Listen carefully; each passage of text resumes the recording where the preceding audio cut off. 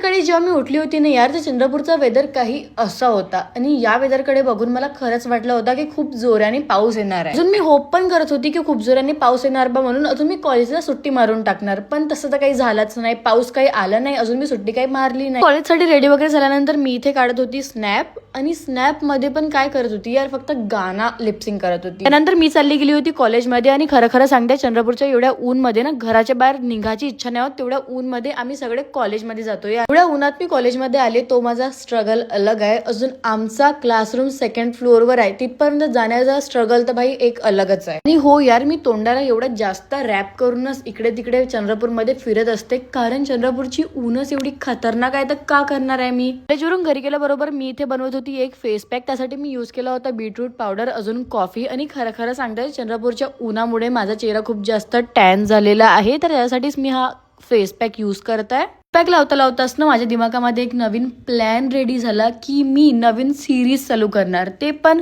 Skin केअरची. या सिरीजचं मी नाव ठेवणार आहे युअर फेस नीड. तुम्हाला पण बिलकुल माझ्यासारखी क्लिअर स्किन पाहिजे असेल तर ही सिरीज बिलकुल तुमच्यासाठीच आहे. ही सिरीज मी अपलोड करणार आहे माझ्या या अकाउंटवर, तर या अकाउंटला तुम्ही आत्ताच फॉलो करा. मी तुम्हाला खरं खरं सांगते, जेव्हा पण मी फेस पॅक लावते ना माझ्या फेसवर, जेव्हा त्याला काढायची बारी येते तेव्हा तो पार्ट खूप जास्त सॅटिस्फाईंग असते यार. त्यानंतर रात्री मी करत होती थोडासा अभ्यास. ऍक्च्युली याला अभ्यास नाही म्हणू शकत, मी माझं थोडा रायटिंग वर्क कम्प्लीट करत होती, कारण मला ते उद्या चेक करायचं आहे. त्यानंतर रात्री मी खाल्ली होती पावभाजी. ही पावभाजी ना तेवढी पण चांगली नव्हती, तेवढी पण खराब नव्हती, बट यापेक्षा चांगली पावभाजी ना मी घरी सुद्धा बनवते. तर आजसाठी एवढंच, उद्या भेटूया, बाय.